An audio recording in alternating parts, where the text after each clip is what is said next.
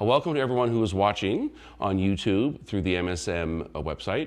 My name is Justin Bischof, and this is the MSM Conversations Over 80, where I interview and get to know and we talk with incredibly distinguished members of the music community who have been involved with the Manhattan School of Music. And this is a chance for us to really get to know them and their history and their ideas and just what they want to share with us about their journey in the music world. It is an incredible honor today to have Ron Carter with us. He doesn't need much of an introduction, but I'm going to give a big one for all of you out there. The jazz world, but especially the classical world, so that we all get to know who this great man is. So I'm going to do some reading to begin before we do our questions. All right, so before I start, I want to congratulate you on your 85th and your celebration at Carnegie Hall, which was, I'm told, a blowout. You said it was an amazing experience. Yeah, had a great time. I had a great time. Which is what counts, right? So Ron Carter is among the most original, prolific, and influential bassists in jazz history, with more than 2,200 albums to his credit, an accomplishment honored in the 2015 Guinness World Book of Records. From 63 to 68, Ron was a member of the classic and acclaimed Miles Davis Quintet. He's recorded with everybody, including Tommy Flanagan, Gil Evans, Lena Horne, Bill Evans, B.B. King, the Kronos Quartet, Bobby Timmons, Eric Dolphy, etc. He's won 3 Grammys, including one just this year. Far more than a major influencer in jazz, Carter has appeared on seminal recordings in spoken word with A Tribe Called Quest, rock, Aretha Franklin, Roberta Flack, Billy Joel, Paul Simon, and classical music with arrangements and recordings. At 85, he continues to record, tour the world with his trio, quartet, nonet, and big band. He's written a series of books teaching his signature bass method, and recently he reinvented music transcription with his chartography method. And then here is a clip from his biographer, Dan Ouellette, from his book 2014. At 6 feet 4 inches, the bassist towers over the bandstand, no longer relegated to the back in the shadows behind the frontline players. And in historical shift of jazz bass playing, he's no longer just a timekeeper, a rhythm man, a sidekick to the spotlight artist, but an architect of the highest order, an impromptu composer even when he's not taking solos.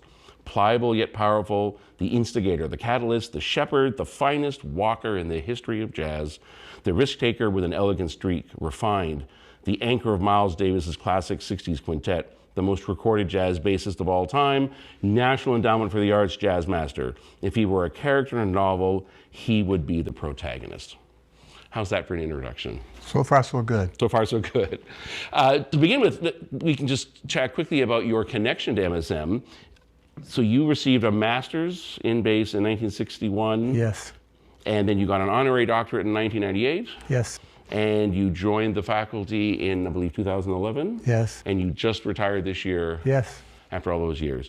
So I wanted to start with the sort of the obvious questions. When you're growing up as a child, why music and why the bass? How did that start? Well, I'm 12 years old at that time, and a person walks into our small room in Ferndale, Michigan, and says to the children, I'm going to start an orchestra here, and on this table, there are some instruments. Once you walk up, pick out one that you think that you want to spend some time with, and we'll form an orchestra. That's how I got started. Wow, and I believe it was the cello? It was the cello, yes. So they didn't put the double bass on the table. And then, so how did you make the shift to the double bass? Well, I was getting better and better, and as I got better as a 12 and 13 and 14 and 15-year-old, the teachers I had were equally interested in helping me go to the next level, whatever they deemed that to be. I am now in high school at Cass Tech High, and I'm noticing that the PTA groups, the educational societies, would have meetings in Detroit, and they would call certain schools to provide some wallpaper music for the conferences and background. And I noticed that for my perceived talent, I wasn't getting the calls that I thought that I should have been getting. And I look around and noticed that the bass player is graduating in January of 1955. And by subtracting, if you subtract him, there's no one there, there's a big zero. Yep. I decided that if I'm the only guy playing bass, then they'll have to call me. So I traded in my bit cello for a bass and took some lessons, and Ended up playing bass in the Cass Tech Orchestra, which I was graduated in 1955. Had took an audition for George McKell, who at the time was playing with the Detroit Symphony as well as on the Eastman School faculty. And so I showed enough promise to give me a full scholarship as a bass player for to the Eastman School of Music, so which I graduated from June of 1959. Right, so I was wondering when I was reading all about your information how you ended up or chose Eastman, because there were several schools. So it's because he was in the Detroit, which was the local orchestra. You know, you've had such an exceptionally busy and just driven career. It's just hearing that story, it makes a lot of sense that you saw an opening, you enjoyed cello, but you were pragmatic and had a plan to go to the bass. I thought I had something to do. I thought I had the chance to make some music. Yeah. And I enjoyed orchestral playing. I liked listening to the themes develop. I liked playing with 6 or 7 other players in the section. I enjoyed watching orchestra members become acquainted with not just the library, but with each other. First trumpet, second trumpet, what do they do? You got six cello players or 5 bass players. Who determines the fingering? Who determines the bowing? These things interested me, and I thought that I could figure that out. Let's do this. And so how many bass students were there at Eastman at that time? Oh, 8 or 9. So it was substantial. Oh, number. yeah, full body student body, yeah. It's interesting. I'm an orchestral conductor in addition to being a concert organist, and improv is a huge part of what I do in concerts classically. But I'm not a jazz guy. I love jazz, but I have some questions I wanted to ask you, and we're sort of addressing this to all the people watching who are classical musicians. Okay. As someone who just I'm obsessed with improv, and I do full concerts of them. And so some of these questions are basic, but as a bass player, I'm obsessed with the bass line as a conductor and also as an organist. So when I'm conducting the orchestra, I'm always focusing on the bass equally to the melody. But in jazz, you're doing the bass line, you're listening to you know the melody, and you're focused with the harmony.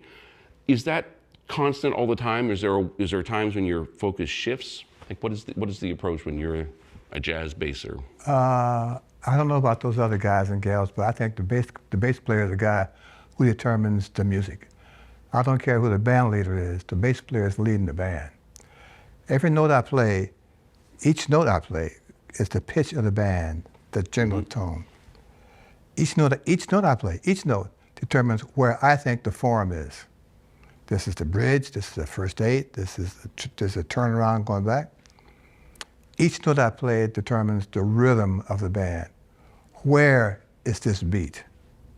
That's 3 jobs with the same note.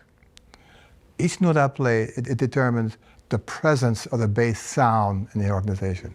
It's a person whose voice must be accounted for.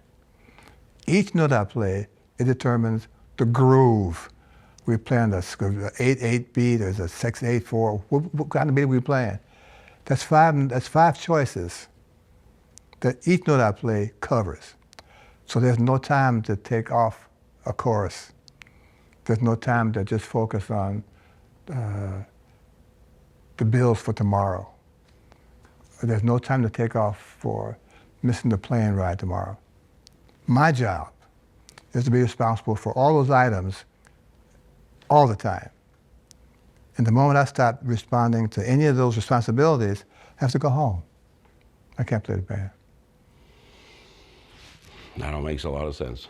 You mentioned the groove, and I've been speaking to some of my I have a few jazz friends who are very accomplished, and I was asking them some input on some questions, and they said, when it comes to a jazz trio, the role of the drummer and who you've worked with as a drummer is in many ways more important than the pianist. And I don't like making a hierarchy, but it was an interesting concept for me. I don't agree with that at all. I think in the trio, there are equal parts of responsibility.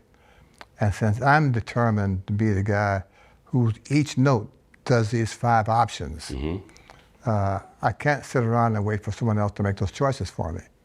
Of course, we're listening in stereo. You got the piano, you got the drums, and you have your concept. And during the course of a song, during the course of a chorus, these ideas of the possibilities are all like a Where's Waldo? Right. And I think my job is to help them determine, at least let them know that I think the zone for this piece is right there. To make that work, I have to understand the song, song form, I have to know the changes, I have to have a pretty decent bass to make the bass do what it's supposed to do. You know, and to say that in a trio, the drummer has because he's in theory the loudest one, the hierarchy starts with him or her.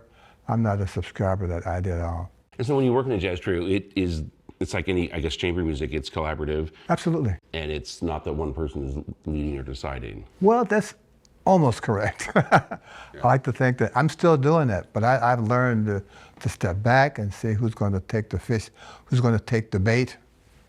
I'm going like this, right. You know, or who's going to allow me to assist them in developing an idea, or who is going to allow me to be the beginner, the starter of a dynamic piano, fortissimo. Or who's going to allow me to go from a Brazilian bossa nova beat to a swing four? Who's going to allow me to trust my sense of judgment to try to impose, literally, my will on this next chorus? That's leadership too, isn't it? It's not always being out in front. It's like letting people fill the space and I think good leaders understand when to step back and when to step forward. Right. But you certainly have had, I'm sure, favorite drummers and pianists you've worked with. I'm not always a big fan of like the list of everyone's favorite, but because I know that every experience has its merit. But are there some that stand out for you that? I'm sure they are, and of all the questions I'm asked to respond to, one of them is always, who's the best piano player you played with? Or who's the most interesting drummer you played with? Or what band showed you the most music? And to answer that question means that all those other experiences were less valuable to me. And since that's not how I feel, I just explained to the questionnaire that my response to that specific question is that they were all my teachers. And I appreciated going to class with these people, whether they played drums, horn, piano, arrangers. I enjoyed being in their classroom, which is called the bandstand, and taking a lesson on how this person evolves his harmonic values, how he or she delineates responsibility, how he or she treats us as the band around him or her, as equals despite not being the band leader.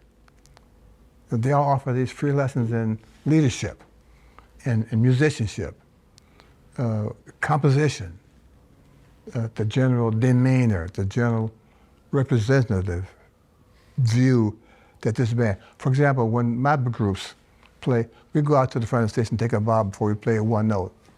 I'm letting the band announce that we are here on a serious event playing a concert. And now that you've seen us looking really nicely, sit back and enjoy some music, I'm trying to set the table for them. That's part of my job.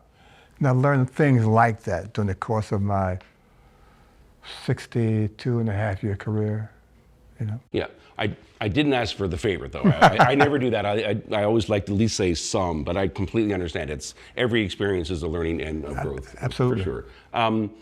Something I learned about that I didn't know about as much at all, and I was reading about this, and I'd love to hear your thoughts on third stream.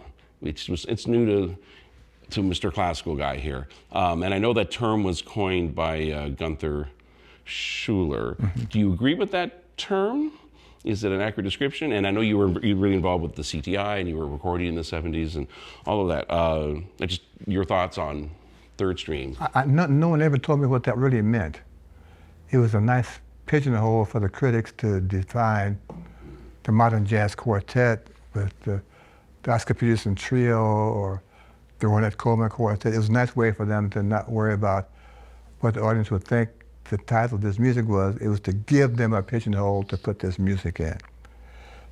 Okay, that's good PR and advertising guys, you know. But I never understood what the definition of that term was. So it didn't allow me to get wasting my time figuring out, well, what do they mean by third stream? I always thought of a guy fishing, and he changes his fishing pole to a bigger rod, and he changes his style and third stream. I mean, I didn't quite get the connection between a third stream and, as I told you before, each of my notes do these 5 things. What stream do my choices fit in? Yeah. It's interesting because I looked up what Schuller said, and to your point, he has a list of points of what it's not, which really kind of proves what you're saying. It's not jazz with strings. It's not jazz played on classical instruments. It's not classical music played by jazz players. It's not inserting Ravel and Schoenberg between bebop changes. It's not jazz in fugue form. It's not a fugue played by jazz. And finally, it's not designed to do away with jazz or classical music. It is just another option amongst many for today's musicians. It's interesting to define my negative, what it's not. Interesting that he's kind of backed out of that. Right. But he got tagged with being the guy responsible for it, and good or bad, he's still connected with that pigeonholing of this, at the time, pretty different music that was not new, it was very new to the scene. It was getting some interest, getting some ink, getting some new patrons, getting some new players. It did all those things. And how would you define the newness of it at the time? Well, guys were now thinking about maybe ignoring the form of songs. Jazz was really strictly a song form that didn't go between 32 bars. A, B, A. There was not much variety in that. And it wasn't critical because there were so many guys playing so much stuff on this theoretically limited envelope of a 32-bar song form. I think what this third stream brought to the jazz community was a different segment of instruments, for example. You heard bad jazz bassoonists. You heard jazz harpsichordists. You heard jazz harpists. Instruments that were not normally a part of you walking into a club and seeing these instruments on the stage. That's more kind of stuff you see when you go to a concert or a music shop. Right. They brought to the jazz scene,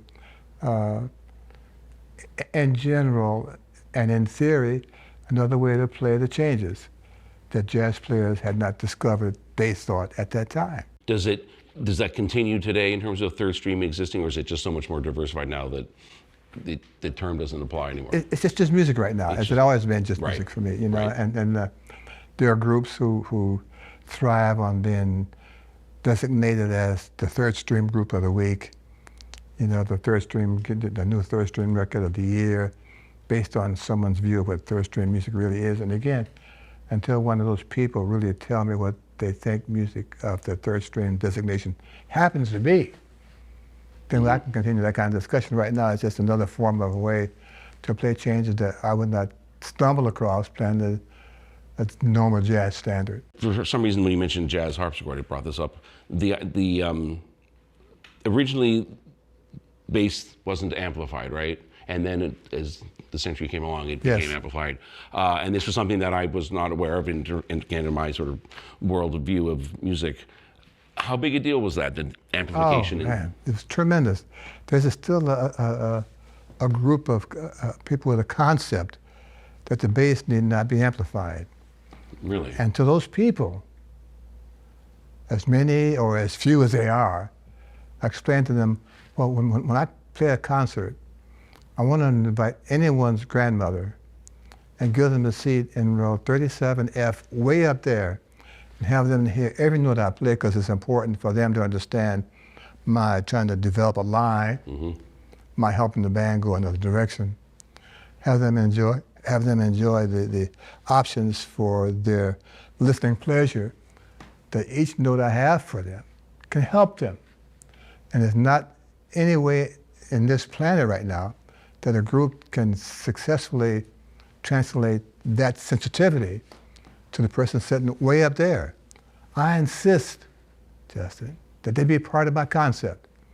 I want them to feel the wave of the notes. I want them to feel the delay. I want them to feel a note that's just a little bit sharp or flat so I can get their attention. I want them to sense that here comes a new rhythm, or here comes this idea developed way over here.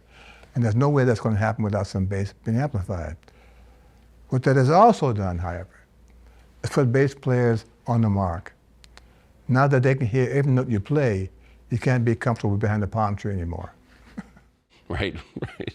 You can't hide behind the fig leaf. Yeah. You mentioned sensitivity, so obviously it seems to me that there would have to be sensitive amplification.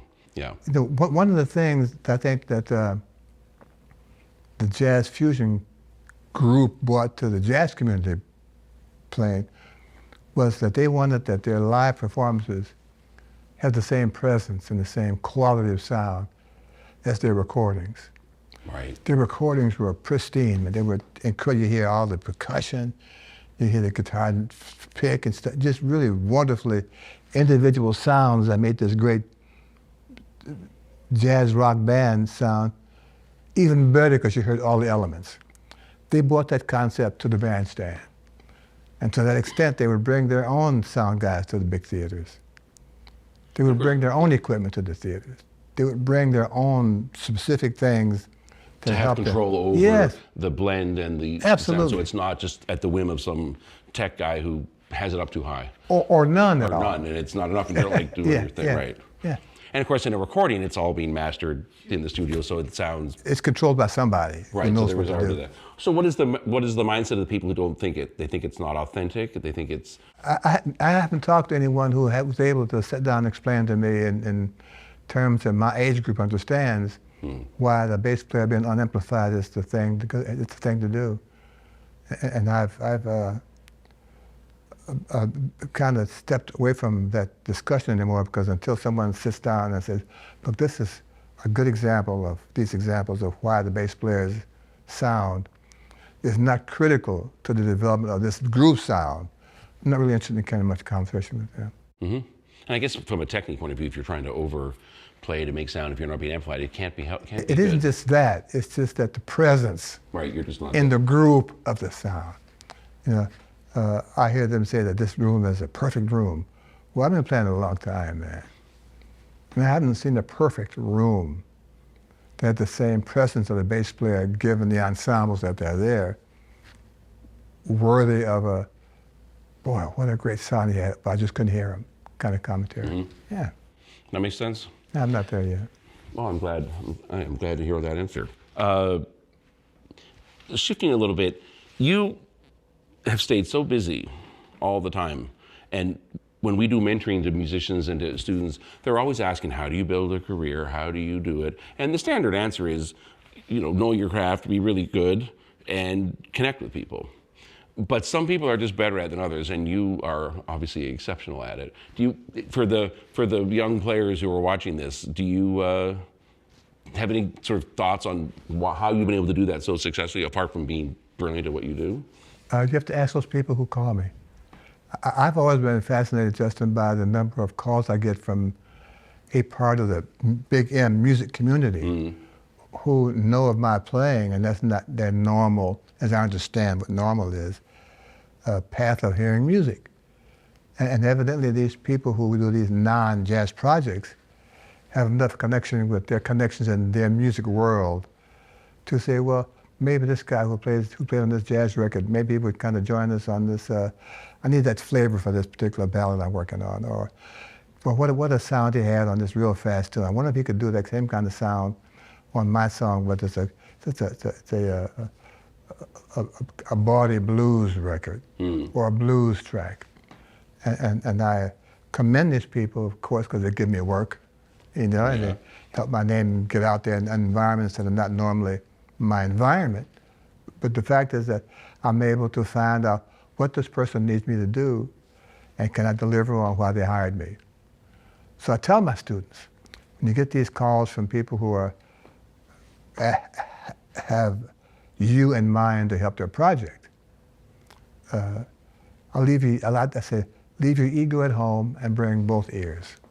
Because I will tell you, as I've been able to figure out, what do they need that makes my presence mandatory for this particular track or for this record. Keep your ego at home and bring your ears. That first part, I mean, we're supposed to bring our ears always, but the ego part seems to be more and more of a challenge these days, at least in my experience. That brings us to teaching and your time at MSM. I'd love to know for your experience, how the school has changed from 1961 to now? I mean, it was in the old building, right? Third Avenue. Right. Yeah, it was a task getting from my home uptown Harlem, the subways and the base in 1960 in the dark of night at 2 o'clock in the morning from a gig downtown to home to the private lesson with Barbara Bernand out in Queens. Oh, wow. Yeah, it was a task, but I found that this kind of challenge to go from playing the nightclub at 2 o'clock in the morning, getting home at 3:30 in the morning, with an 8 a.m. theory class. If I could do that, that would convince me that I belong in this music. If I can follow my path, given how difficult it is right now, I have a car. If I can allow me the grace to step back and say, I'm doing all this work, that means I must really love this music. Well, you're If I love it, I got to get better at it. Yeah, I get better at it. And here's a chance for me to get better at this music that I would not normally have if I didn't take this opportunity. Interesting enough, back in the day, I was just starting to travel. And as a student, you get classes and stuff like that, And Sidney Bednar, who goes way back, 1962, 63 with me, 60. I had a chance to go to Europe my first time with Cannonball Adderley in the spring of 1960. So you're in the middle of your master's. Yes, I am. And I'm going to the library and washing dishes, all that stuff, man. And I explained to them I had a chance to go to Europe. There's a really good, famous band. There's a chance for me to get better. I said, okay, but you have to play your audition when you get back. I said, oh, man. I'm walking like this. Okay. So I get back finally, and the audition is a week after I get back, because I had no time I wasn't scheduled because I was left town. Was this your first jet lag experience? Yes. Right. And I said, well, I have no piano player. I have no song picked out. I said, who's going to come to me, So Mr. Bednar said, find the music and I'll play it. Ultimately, I found the bassoon concerto transcribed from maybe a Handel or the bassoon solo, da da da da da da da da. And he got to the piece, got to the small room in 103rd Street and 3rd Avenue or somewhere, wherever it was. And I practiced the piece on the road because I knew it was coming up. I just didn't know the details of the music. And of course, he was an experienced accompanist. He kind of led me along the path. He thought that was what the music was demanding. And ultimately played the little recital for about 35 minutes of what I could play. And I got my degree as I was supposed to get it, But I think it was this challenged path that seemed to be my sign that if you want to get this music into your system and really get good, this process to develop your patience, to develop how far ahead you can see past the first 2/5 chord. Right. I belong here. So there you are, and you're going to a bass classical degree, but you're gigging and you're doing jazz. Yes. So can you just, for someone who's 18 now and just doesn't, and has always known that those all exist, back then, there weren't jazz schools, and we're going to get to that. How did you have that dual life, even though it seems normal and natural, that you're doing theory and you're learning maybe Bottesini and other bass stuff, but you're off doing these gigs and in a different style? I was trying to get my name around town, and Bill Lee, who's the father of Spike Lee, was a wonderful bass player and a really great arranger. He was the folk singer's go-to bass player when they came to New York. They had to have this person playing bass with them. And of course, the more people came to New York, to the coffee houses in the early 60s, to Jack Kerouac, kind of the Allen Ginsberg group of people, the more people who came who needed a bass player. So Bill Lee, having met me with the bass violin choir he was leading, I was his go-to sub when they came in and he was too busy. It was that seeing that I could contribute to an environment that was not mine in terms of a classical, the Schubert Trot Quintet. you know, or the bass solo in the Othello. What I was learning at school, it in of itself didn't make me easier to get into the folk singing thing. But they had the same notes, man. They had the same intensity, and they had the same intention. And so I'm having a chance to practice the Marriage of Figaro only as a ballad, playing with this folk singer who's talking over my bass lines. I said, wow, man, I'm not sure that's okay, but let's try to make it work tomorrow night. That's opera. That kind of stuff, yes. Right. But, and again, so when you're 16, you didn't have jazz teachers? Not at all. You were doing it, playing with people and learning. Yes. That's exceptional. So that, to me, leads to not a controversial question, but an important question. Jazz schools, developed later, Manhattan School. Sure. Do you think, I think of jazz as being incredibly original, the idea of individualism and being in a group, but the art of improv. Do you think there's any detriment, and I say this as a proud MSMer, to systematize jazz instruction versus how you learned? Not at all. I think at some point, there was a concept that the more you play, the jazz player hurt your chops. If you took lessons, it took away that innate ability to play the instrument good. If you read music, it stunted your creativity to compose a song. All these myths start taking root all over the place, man. And I would say, wait a minute, that's not true, man. If you have no language skills, how can you tell me what you want me to play? How can we talk about keys and what's the right? Is this song a nice song, but it's in the wrong key? How can we discuss that if you don't have the language skills? Since jazz doesn't have itself any specific language skills, how can I help you make your decision to hire me? Okay, if we can't talk about what the issues are with this particular track or this date. So I said, wait, no, let's just stop. And I can help you. If you don't keep telling me, can you play a little more orange here or a little more, no, I don't know that. That's not what I do. I can help you, but I need something more specific. And I think along the way, we developed a common vocabulary that allows me to explain to them why this chord didn't quite fit, but you trust my note, I'll help it work. Mm-hmm. And they can tell me, I like this melody, but your note is in the wrong way. Can you fix that for me? That kind of verbal detail. And the more you understand the verbal detail, the more calls you get, because people see that for as specific as your occupation is called jazz bass player. There's so many other areas of music that you can fit comfortably in. Call them for this job, or call them for that one. Call them for this. You know the track, just one bass player for track, call this guy. You got a film score, call this guy. That kind of connection seems much easier to happen once they understand that there's a language skill, language meaning technique, the ability to read music, the ability to understand what's behind this chord.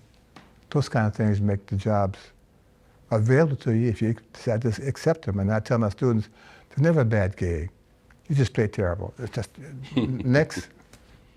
I recently had a guy come from Nashville who doesn't read music, but was producing sessions, and he was just almost in tears. He said, I tell them I want it more, not orange, but something like that, and then they say, hang on, and then they take 10 minutes and figure it out. He says, I need to learn how to read music. I'm like, yeah, it's just the language and the technique. Yeah, that's one reason why it's necessary. But so let me flip the question around. Would you have preferred when you were doing a master's and an undergraduate that you went to a jazz program like Manhattan School of Music? It never occurred to me that was available. Because it wasn't. That's correct. Right. I'm going to the University of Nightclubs. University of Nightclubs, okay. That makes sense. The bass extension, were you involved with developing that? Well, an interesting story. I was going, I had run into Dave Horine, bless his soul, who was a bass maker, bass repairman in Cincinnati, Ohio. And I was going on tour, and I'm always been curious about what basses are available. Mm-hmm. Is there one that makes my job easier? Is there a better bass now over there that I don't have? What's the market? Can I afford them? Where do you find these places? Right. So I was just kind of just strike out on my own, get to town and go and see what this luthier here and that repairman there, and he had stories about this guy's great. Let me go see it, just stuff. And I went to this guy's shop one day, and he would talk about bass and jazz and stuff like that, you know. And he said, well, look, I got an idea about making a bass extension. Well, I knew about them because my teacher, Oscar Zimmerman, used to play one at Eastman. But it added 10 pounds to the bass, and the machines always got out of order and stuff. So I said, well, I know about those things, man, but they had to wait till the bass. I'm walking around with no car, man. I'm on the subway, man, you know. Right. He said, well, I got a different kind of idea. I said, well, what's the idea? So he told me that his plan was this. He showed it to me, and he said, if you don't like it, come back and I'll fix it for you. That was in 1968, I think. So the first extension of that type was done by Dave Horine on my bass that I still have, the machine and all, that I played last night. 1967, 68 was the first one like that. Finger bass.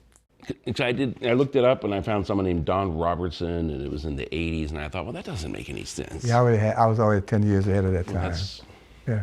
You know, that brings up something in my mind about the jazz scene, African-American life, and some things being stolen sometimes, and things not being properly accredited. And I was, when I was looking this up, I was worried that this was one of those things. Not to, you know, try to create a sad story, but I mean, at the same time, I wanted to know kind of the history of that and how much of that you might have experienced. The jazz player goes to a classical concert to hear the orchestra. Right. But the orchestral player doesn't come to a jazz club to hear the jazz player. That seems to me to be still the case. And there are jazz societies, you know, the ISB are a great group of people. There are groups of bass players, jazz and classical, who get together for conventions, that's the right word. Right. They exist. But I'm talking about getting down to the guy's environment, coming to a nightclub and see a jazz player. How does he do this all night? He has no dressing room. He walks from the street right to the bandstand.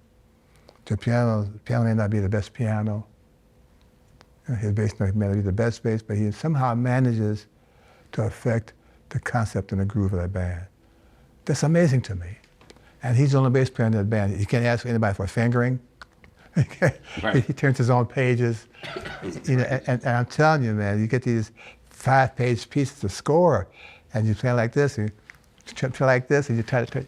Yeah, I mean, so I think they should see this environment. They should be curious as to how does this person do that, man, with no dressing room, but with no. He's got his coat on the hanger by the door as you walk in. I mean, what's wrong with this picture? You know, and I think the more they see our environment, then they may not appreciate it more, but they would know that there's another way to get this music done. And these people, despite the inconvenience of playing this instrument, are determined to be a force for this music. I think once they understand that, their view will have to change as to what they do. And hopefully they'll be comfortable enough to come to a nightclub and see another jazz player, a bass player play. You know, jazz bass player, they're responsible for a lot of new fingering on the bass. Mm-hmm. They detune the strings all the time to make the stuff. Yeah, you know. And why would the bass player orchestra not want to come down to a jazz club and see this person, you know, do what they do? And given the difficulty of being able to do that, you know, I mean, I've walked, and I'm sure you know this feeling of walking 4 or 5 blocks from the parking lot to the club because there's nowhere else to park your car. It's snowing, it's raining, people are already having dinner. You're trying to tune up over a guy having a salad. I can't, yeah. And you're right, the double bass is the most inconvenient instrument. To say the least. It reminds me of a story of Horowitz, you know, the pianist, and I think he went with Levine. They went to hear Art Tatum. They went to Harlem, and I think Horowitz had been working on T for 2 or something, and they gave it to Tatum. He was like, oh. And so they used to go to the clubs to watch it because he had the most, amazing. Ouch. I mean, to the point that the great classical pianists were like, well, how do you play like that? But it reminds me of the idea of knowing each other's worlds. In terms of the jazz world evolving and you know, racial equality and just how the world is very different than it was in the 60s. Oh, yeah. And you have part of both worlds. How would you want to talk about that in terms of how that has been a part of your life and how it's changed? Well, before I call it the big intermission, the pandemic took over. Big intermission. I'd be able to tell you when the ships from London, from Europe were coming to the States, because they all had bands. And at some point, I would get a ring on my phone, the bass player from the USS Lion or whatever it was. They're in town and then they're in port in New York for 4 or 5 days. And I don't know if I can get a lesson from you. I said, well, I don't know. What do you do, man? He said, well, I'm playing the orchestra and wherever it is, but I'm on this cruise, so I want to get to New York for a couple of weeks. I would tell you when the season for the liners coming to New York was, because those bass players who were also doubling with the orchestra works, they were coming for a lesson. I missed those opportunities, to have that connection with them, and that those 2 bass players on this cruise ship or coming there next week, that they would know that I live in New York and I'm working somewhere. They would stop their playing to come see me play and talk about the instrument. That always pleased me, because I said, there's a bunch of guys and gals out here who want to know what else goes on with the bass that I don't know about. And when they would come to New York, we would talk about bass, we would talk about rosin, talk about bow hair, talk about end pins, stuff that we have to stumble on because we don't have the bass player community doesn't have the group connectivity that lets us know where to get this done, or where to get that done, or who's the best guy for rosin, who's the best guy for woolly hair, who has the best end pin holders, who makes the best bass cases.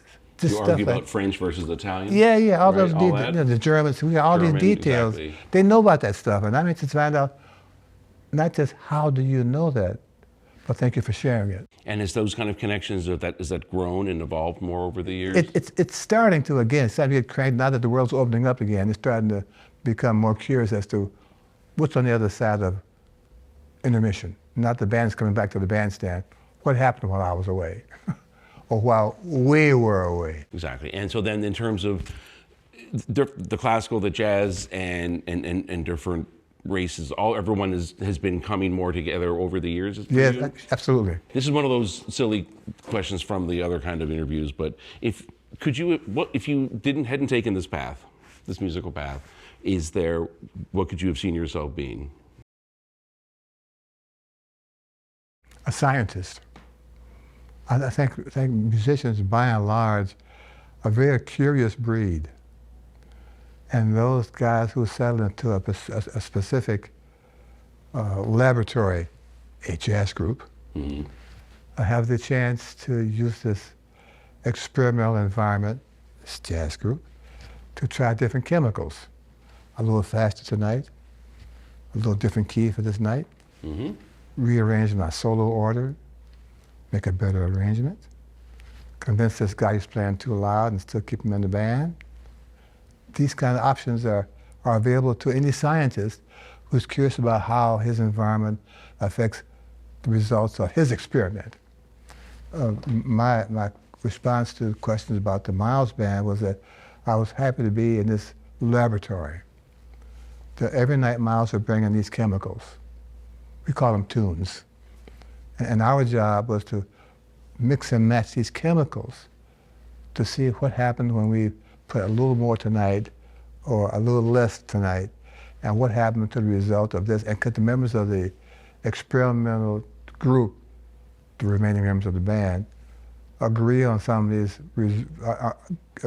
results to develop these results the next night. And since we're in the same band, trying the same library, with the same chemicals, it was easy to develop a memory and a mindset that, okay, well, we experimented on this last night. Maybe we won't do that tonight. Maybe we'll just play. No, that didn't work. No, not again, please. We'll do this. That kind of open-minded scientific curiosity, that the band was the same band for 5.5 years or whatever it was. And the library was small, and they got developed a library. I think that allowed us to be really a good scientist. And so if I wasn't playing the bass player, have your time to play the scientist. That's a fantastic answer. Thank you. Maestro, thank you so much Hey, for this man. interview. It was a real pleasure. Welcome. We're really thrilled. Thank you. Hope you all enjoyed. Thanks so much.